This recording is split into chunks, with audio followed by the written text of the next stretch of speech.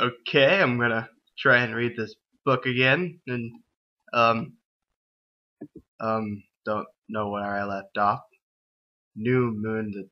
Okay, that's not important. I don't know what voice to start with. Yeah. As the day progressed, I considered ways to get out of whatever was going down at the Collins house tonight. It would be bad enough to have to celebrate when I was in the mood to mourn, but worse than that, this was sure to involve attention and gifts. Attention is never a good thing, as in any other accident-prone klutz would agree. No one wants a spotlight when they're like, oh, that hurt. Ow. When they're likely to fall on their face. At night, you can't start a sentence with and I'd very pointedly asked Will, ordered really that no one gives me any presents this year. It looked like Charlie and Renee weren't the only ones who had decided to overlook that. I've never had much money, and I never... Oh, God, that really actually hurts. And that had never bothered me. Renee had raised me on a kindergarten teacher salary. Okay, Charlie wasn't getting rich at his job either. He was the police chief here in tiny town of Forks. Forks. Is there a spoon? Or a knife? Nah. You can have that. My only personal income came from the 3 days a week I worked at the local sporting goods store.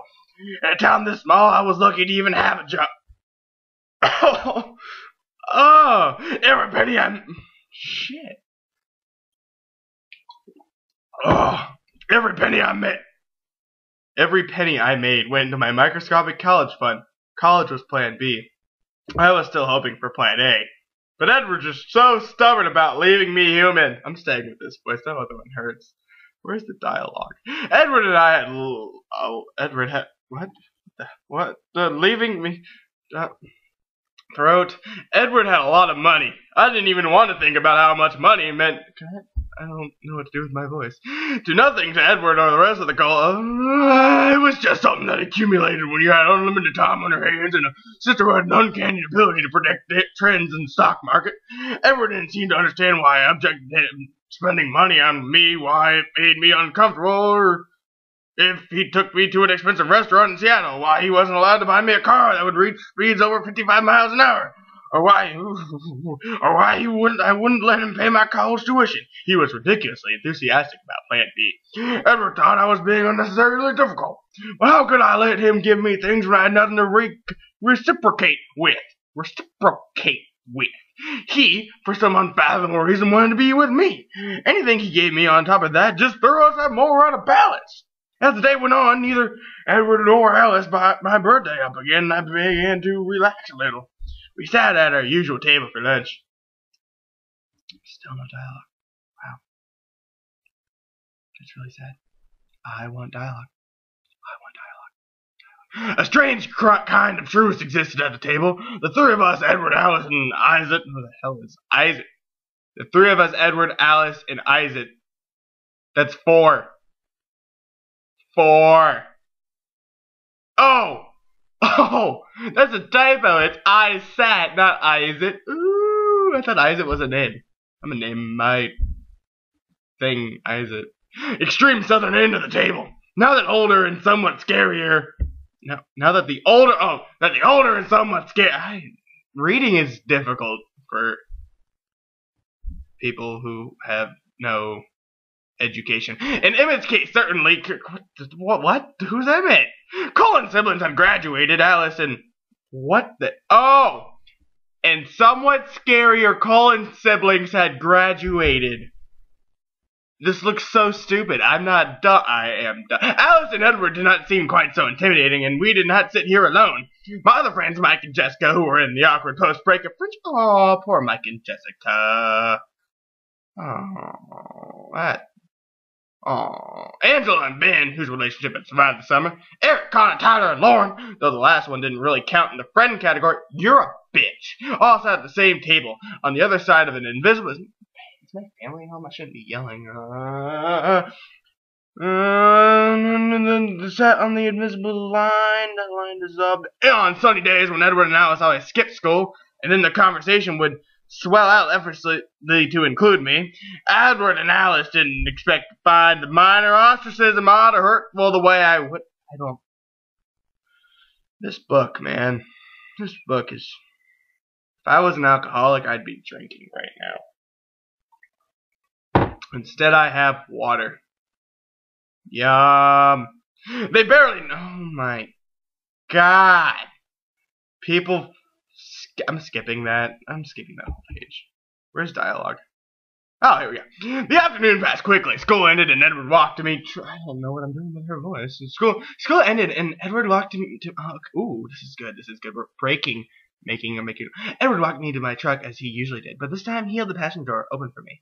Alice must have been taking his car so that he could keep me from making a run for it. I folded my arms and made no move to get out of the rain. It's my birthday. Don't I get to drive? I'm pretending it's not your birthday, just as you wished. If it's not my birthday, then I don't have to go to your house tonight. All right. He shut the passenger door and walked me past to the driver's end. Happy birthday! Shh! I shushed him half-heartedly. I climbed in the open door, wishing he'd take the other offer. Edward played with the radio while I drove, shaking his head in disapproval. Your radio has horrible reception! I frowned. I didn't like it when he picked on my truck. The truck was great. It had personality. You want a nice stereo? Drive your own car. I was so nervous about Alice's plans on top of my... That's boring. On top of my already gloomy mood, that the words came out sharper than I'd meant them. I was hardly ever bad-tempered with Edward, and my tone made him press his lips together to keep from smiling. When I parked in front of Charlie's house, he reached over to take my face in his hands. Who the fuck is Charlie? He handled me oh, wait. Why can't you just say Dad and Mom? Wow. You're one of them? That's gross. Author of the New York Times bestseller. This got, like, 10... How many stars is that? What? He handled me very carefully, pressing just the tips of his fingers softly against my... There's no dialogue. Where's Alice? I want to be Alice. Happy birthday, Bella! It's not in there. You should be in a good mood today of all days. He whispered, his sweet breath fan across my face. And if I don't want to be in a good mood, I asked, my breathing uneven. His golden eyes smoldered. Do that! How can you like that? My head was already spinning by the time he leaned closer and pressed his icy lips against mine. As he intended, no doubt, I forgot all about my worries and concentrated on remembering how to inhale and exhale. His mouth lingered on mine, cold and smooth and gentle, until I wrapped my arms around his neck and threw myself into the kiss with a little too much enthusiasm.